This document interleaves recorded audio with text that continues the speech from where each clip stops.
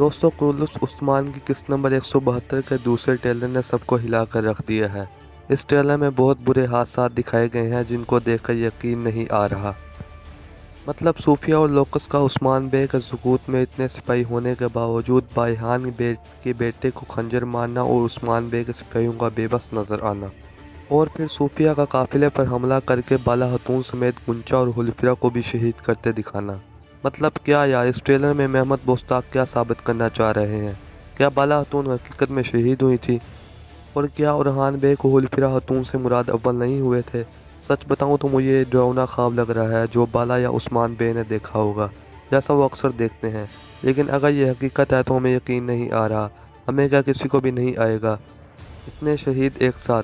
अगर चलो मान लिया दूसरे बच गए तो बाला का तो मुश्किल है क्योंकि उसकी गर्दन पे सूफिया ने तलवार चलाई है। लेकिन पता नहीं अब क्या होगा। बहुत ही नाजुक ट्रेलर आया है। किसका इंतज़ार करते हैं, पूरी किस्त देखकर अब हकीकत का पता चलेगा। तो उम्मीद है दोस्तों आपको ये ट्रेलर तो बिल्कुल पसंद नहीं आया होगा जैसे मुझे नहीं आया। और अगर पसंद आया है तो कमेंट में वजह ज़रूर बताइएगा। और अगर मेरी वीडियो पसंद आई है तो लाइक कर दें और हमारी सपोर्ट के लिए चैनल को सब्सक्राइब भी कर दें। शुक्रिया।